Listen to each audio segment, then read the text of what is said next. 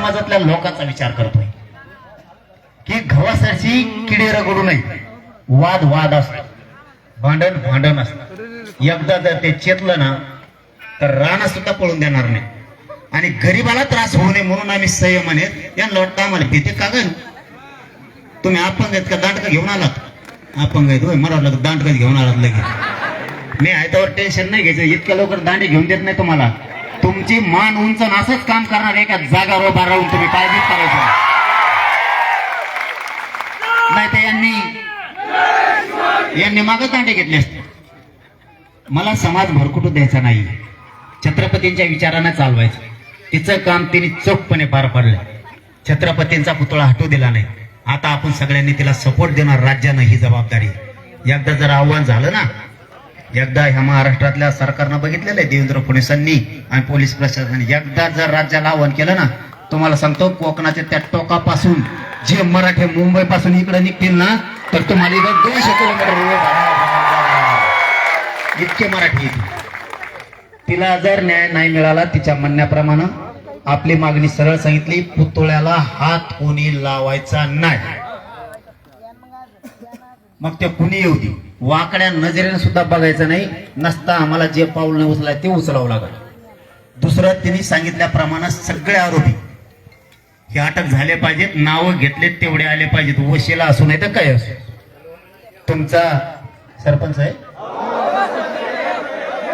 धरला असेल ना, मग धरतील ना, मी आहे ना. नाही धरलं ना, त्यांच्या माग डीवायएसपी साहेब आहेत ना इथं, कुठे मॅडम आहेत सर पण होते ना, पाटील साहेब पण होते ना, त्याच्या माग पथकं लावलीत ना. नक्की त्याला टंगडे धरून आणा, त्याला सोडायचंच नाही कुणी. आमची चूक असेल ना आम्हाला सुद्धा सजा द्या, पण आमच्या लेखी शांत बसा, आमच्या लेखी बाळीवरती हात टाकलाय, आम्हाला तो आरोपी कोण आहे तो पाहिजे, त्याला सोडायचा नाही. इथं हात मोडले जणून 2 महिन्याचे काहीतरी. एक जण सांगा बघा, ताई ही तुमच्या समोर ताई आहे, हिचा पाय मोडलाय, कलम लागलेत का? लागलेत का? 30,000 लागला का? कलम लागलेत का? अरे पण आमदाराच्या जरी जवळचा असला, कोणाचा असला तरी ऐकतो, ऐक आधी, मी बळाचा आरोप करणारा नाही. आमदाराचं हात आहे का याच्यात? 1 मिनिट सांगतो, ऐका ऐका. त्या अरे ऐका रे, त्या आमदारांनी बहुतेक कोणाला तरी आमच्या तिकडे फोन आलता, त्याच्या पीएचा का कोणाचा फोन आलता की मी याच्यात नाही.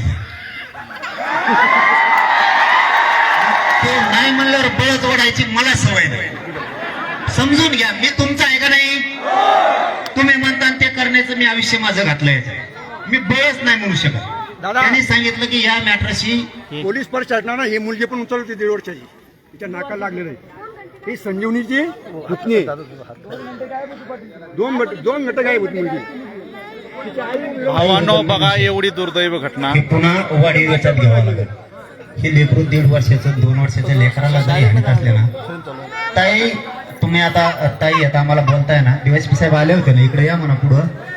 मी जर हे गुन्हे नाही झाले, 1.5 शांत बसा, पोरं खाली बसा, हे जर 1.5 वर्षाच्या लेकराला न्याय नाही मिळाला ना, तर मग मी माग लागण बरं का.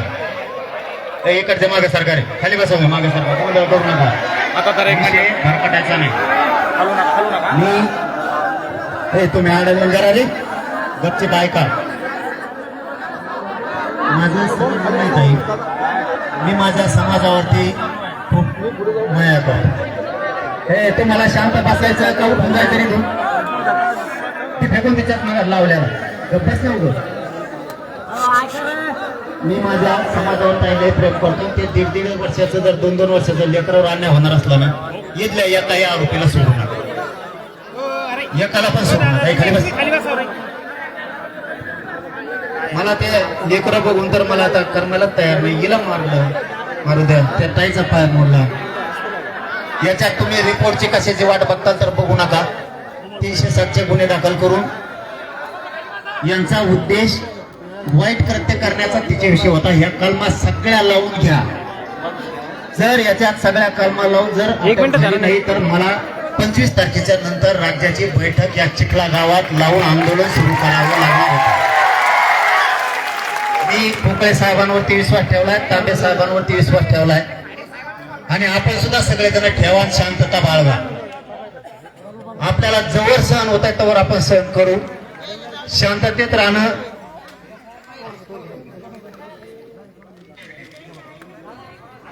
कुणाच्या ह्याच्या नावं दिली असताना सगळ्यांनी फिर्याद दिली ना सगळ्यांनी, तर वकील साहेब थांबतील.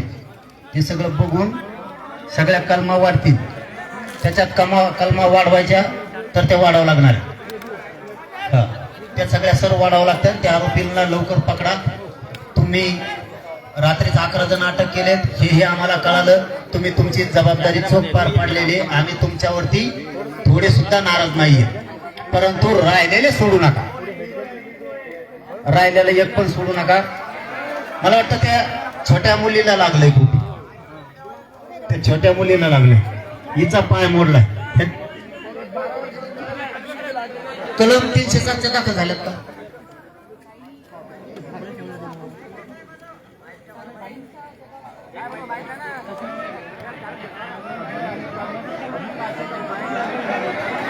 चर्चा सुरू आहे रे. गप्प बसतो मी इकडे. चर्चा व्हाय ना.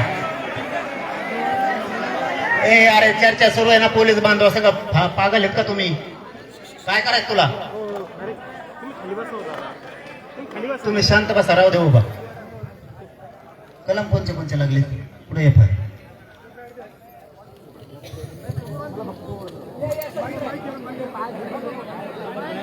बाकी शांत बसा तुम्ही फक्त. बाकीचं तुम्हाला शांत बसा म्हणून सांगितलं. त्याच्यात 307 वाढवा. 307 वाढवा. त्या मुलीची जे छोट्या तिचं ते 2-3 घंटे त्यांनी अपहरण केलं. ते अपहरणाची पण करा. ह्या 2 म्हणजे नको. आम्हाला तुम्हाला सहकार्य करायचंय आणि आम्हाला आमच्या छत्रपतीसाठी लेकीसाठी न्याय पाहिजे. आमच्याकडून वाईट कृत्य कुठलंही होणार नाही. कायदा सुव्यवस्था बिघडणार नाही. खरं एक बरं. आम्ही तुम्हाला शब्द दिलाय. पण मी 25 तारखेच्या नंतर सर ऐकणार. मी 25 तारखेच्या नंतर राज्याला आव्हान करीन.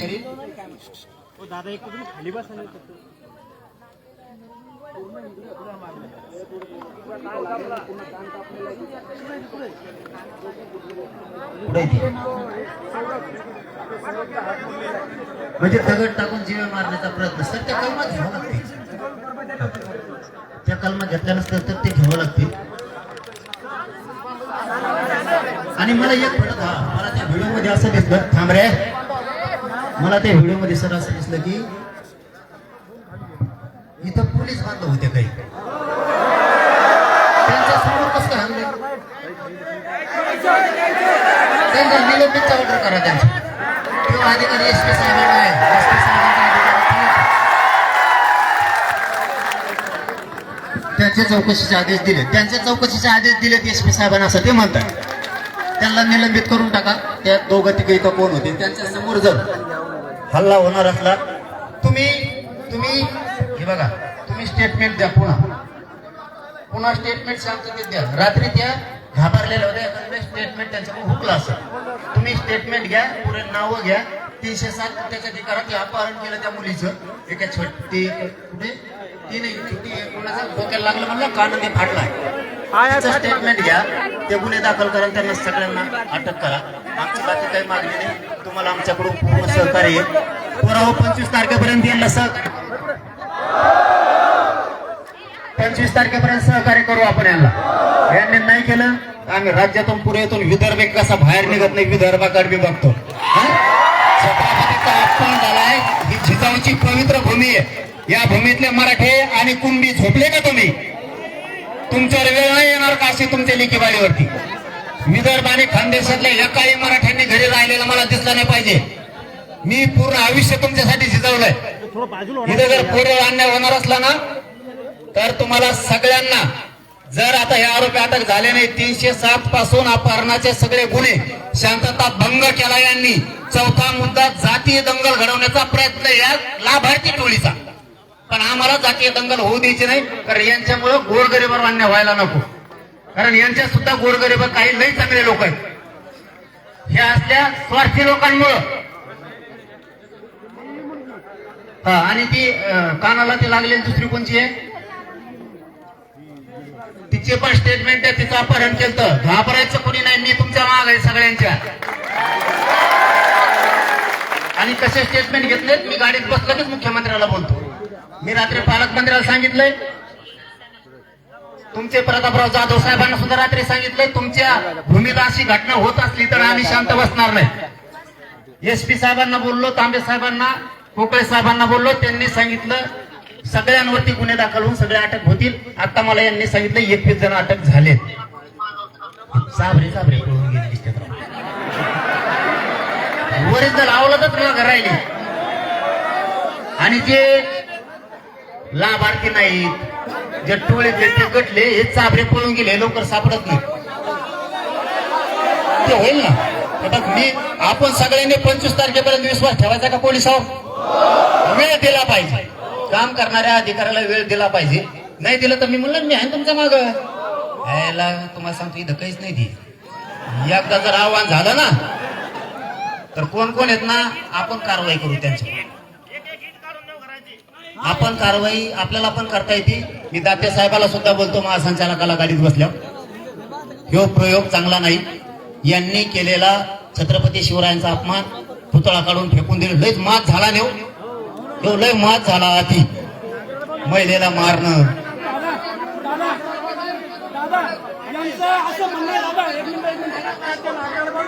तुम्ही येऊ द्या तर आता.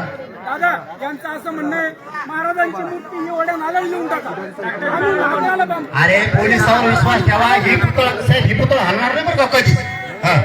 यांच्यावर गुन्हे दाखल झाले तर ही- मी सांगतोय काय, विश्वास नाही. मी सांगितलं ना, विश्वास तुमच्यावर करा. मी सांगितले, मी जबाबदारी घेतली ना. मी जबाबदारी घेतली, सगळ्यावर गुन्हे दाखल होणार, सगळे अटक होणार. ही जबाबदारी घेतली, तुम्हाला 2 दिवसात ऐकायला येईल. नसता 25ला राज्यातले पुरे मराठी जर नाही बोललो तुम्हाला नाव बदलून ठेवा. मग आंदोलन सुरू झाले की बंद होत नाही. छत्रपतीपेक्षा मला मोठं गुन्हे नाही माझ्या जीवनात. त्यांच्यासाठी मी जीवदान करायला पण तयार. मी काय देत नाही, सगळे येणार मध्ये. आणि हे सांगते तेच 1 नंबरचा आरोपी करा, खालीवर नका करू. आणि कुणाचा दबाव आला ना, प्रामाणिक सांगा, तुमची नोकरी भिजवून देत नाही. आणि दबाव घ्या, जाणाराचं जर राजकीय करिअर उद्ध्वस्त नाही केलं ना तर जरांग्याच्या अवलाद सांगणार नाही. तुम्हाला तर कोणाला धक्का लागू देत नाही. तुम्हाला तुमच्या SP साहेबाला, कोकळे साहेबाला 5 वाजेपर्यंत मुख्यमंत्र्याचा फोन कर. तुम्हाला मोकळीक राहणार. जसे संतोष भैया देशमुखांच्या प्रकरणात पोलिसांना कोमाव साहेबाला मोकळीक होते काम करायची, तशी मोकळीक मिळणार. कोमाव साहेबाला सुद्धा आता महादेव मुंडेच्या प्रकरणात मोकळीक आहे. तुम्हाला नुसता फोन द्याला तरी तुम्ही एका मंत्र्याचा, आमदाराचा, आमच्या त्या खरकाट्याचा तिकडे कोणाला फोन द्याला, SP नाही उद्या कोणाला, फक्त मला कळवा. तुमच्या मागे आम्ही राहू. सगळा समाज तुमच्या पाठीशी.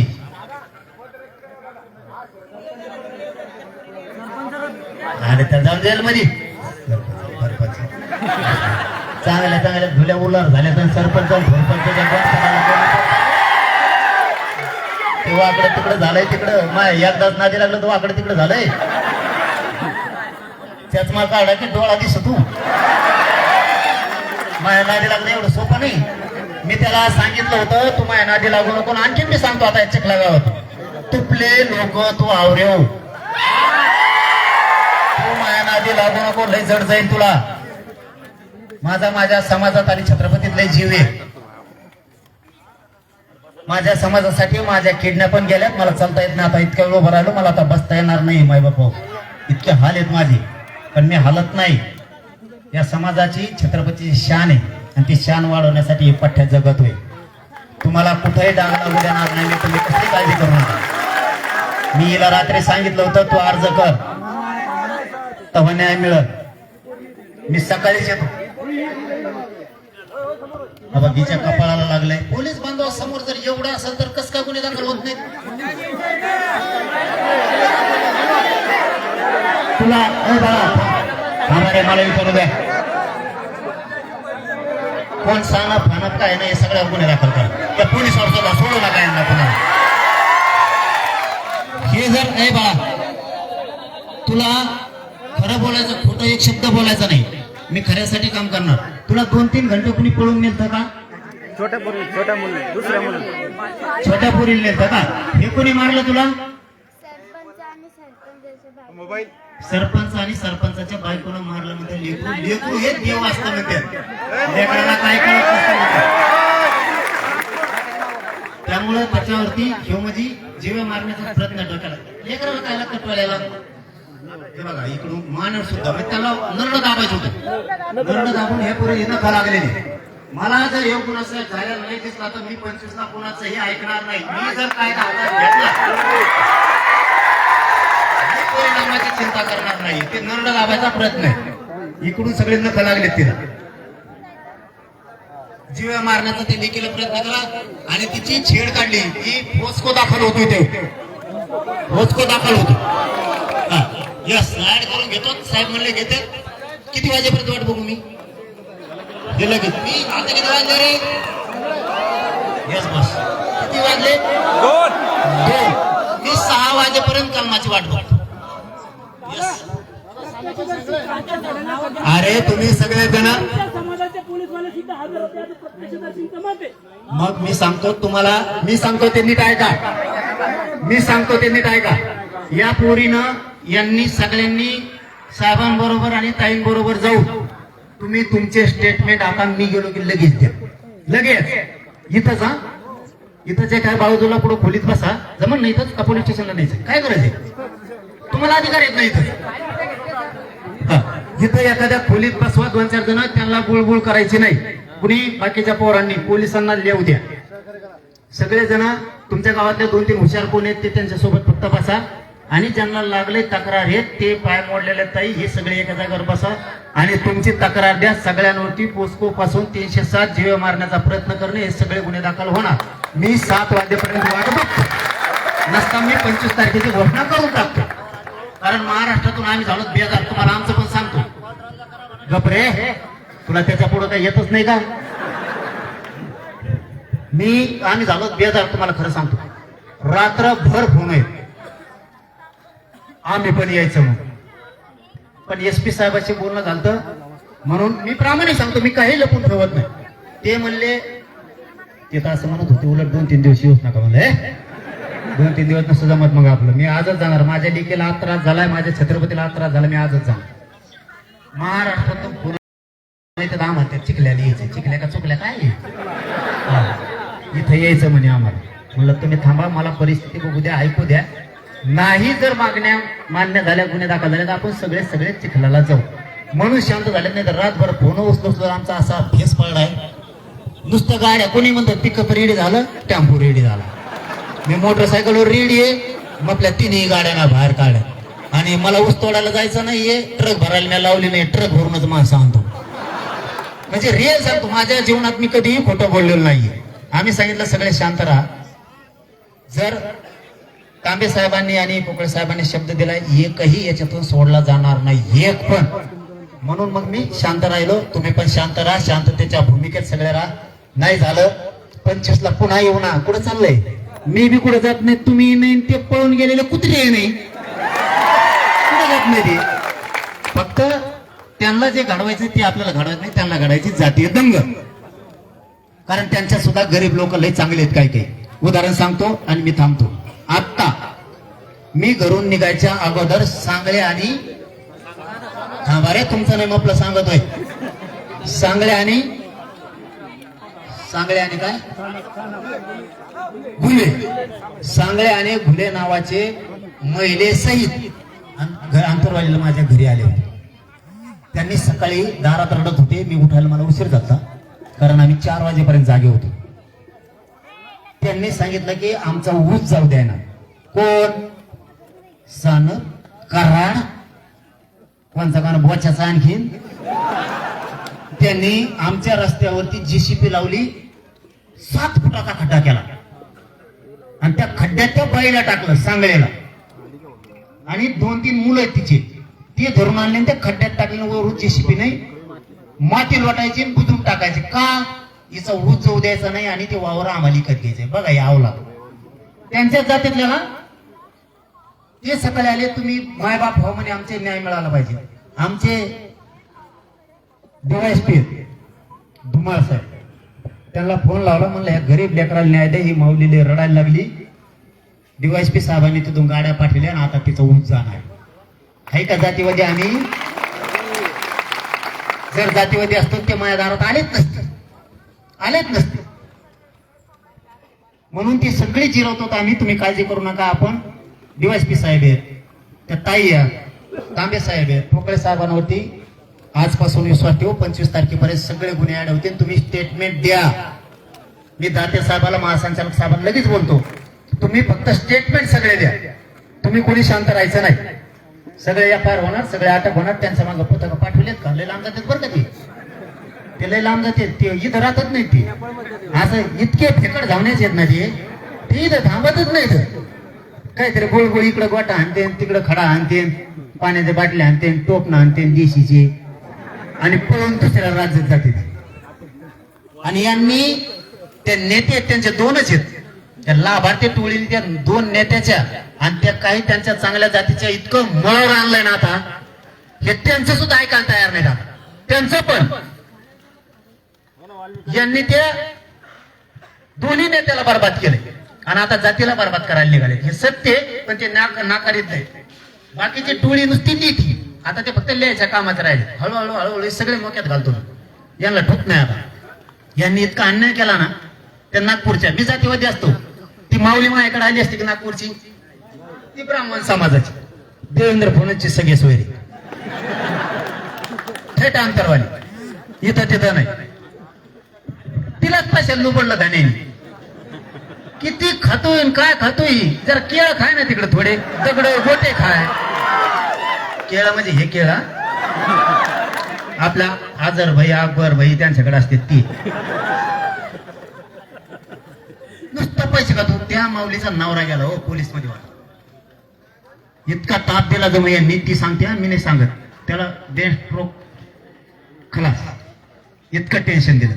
17 लाख सुद्धा सोडीला हो. हे काय करतात प्रॉपर्टीचं? त्यांनी पैसे कमवून ते सरमाड्या का खारमाड्या कोण होता ते जेलात घातला. संतोष देशमुखांचा खून करणारा. त्याला सुद्धा पैसे कमीले, त्यांनी खाल्ले येणे, जेलात गेलं. ती त्याची बायको एकीकडे, पोरं एकीकडे. तिचे पोरं बेंगलोरला पळत येत, कुंकड पळत येत, ती एकटीच घरात. तिने बोललं पाहिजे माझ्या नवऱ्याचा कसा धान्याने वापर केला. तिने बोलायला पाहिजे. तिने आशावर जगू नये. ते सुटन, ते सुटत नसतो. आता ते सडूनच बाहेर येत असतं. आता ते सुटतच नसतं. तिने सांगितलं पाहिजे की ही प्रॉपर्टी सगळी धन्याची आहे, त्याच्यामुळं मानावर हात गेलाय, धन्यामुळंच खून केलाय, हे सांगितलं पाहिजे. कारण त्यांच्या गरीब जातीला त्रास व्हायला लागलाय. म्हणून आपण कायदा हातात घेऊ नका. समजलं तुम्हाला? इतकं बोलण्याचं कारण माझं ते होतं. त्यांच्यात काही चांगले लोक आहेत. या नाचक्या 10-5 जणांमुळं बाकीच्यावर नको. आणि जर नाहीच गुन्हे झाले तर 25 तारखेनंतर ठरवू काय करायचं. मग आपण दाखवू मराठे कशाला म्हणते. आता तुम्ही स्टेटमेंट सगळे देऊन घ्या आणि त्या ताईला थोडे दिवस संरक्षण राहू द्या. ती तक्रारदार आहे, तिला मारून टाकू शकते. तिच्या जीवाला धोका आहे, असं होऊ शकतं. आणि मराठ्यांनी विदर्भातल्या कुणबी आणि मराठ्या दोघाला सांगतो, जातीचं आणि छत्रपतीचं रक्षण करायला शिका. तुमच्यात काही मतभेद असतील तर सोडून द्या आणि एक जीवन राहा. कारण ही इतकी पवित्र भूमी जिजाऊची, पुऱ्या विश्वाला सुखी आणि समाधानी दिवस दिले असतील तर माझ्या मासाहेब जिजाऊंनी दिले. जिजाऊंनी ती पवित्र भूमी. या भूमीतले कुणबी आणि मराठी एक जीवन राहा आणि अशा टायमाला सगळे धावून येत जा. मी तुमच्या पाठीशी. सगळ्यांनी शांततेत राहा. पोलिसावर विश्वास ठेवा, ते सगळ्यांना अटक करतील. 7 वाजेपर्यंत येतं. 2च घंट्याच्या आतच म्हणले सगळे गुन्हे दाखल करतो. पण 7 वाजेपर्यंत मी त्यांना वेळ दिला नाही केलं तर 25चं आंदोलन पुकारलं म्हणून समजा. आता तुम्ही सगळेजण स्टेटमेंट देऊन घ्या आणि सगळेजण शांततेत राहा. आता स्टेटमेंट तुम्ही देऊन घ्या. मी येऊ का आता? मी तुमच्या पाठीशी एक जीवन राहा. आणि जर 25 हाक द्यायची वेळ आली, काम बंद. अख्खेचा अख्खा विदर्भ इथं आला पाहिजे. धन्यवाद. जय शिवराय. मोठा करू नका, मोठं करू नका. महिला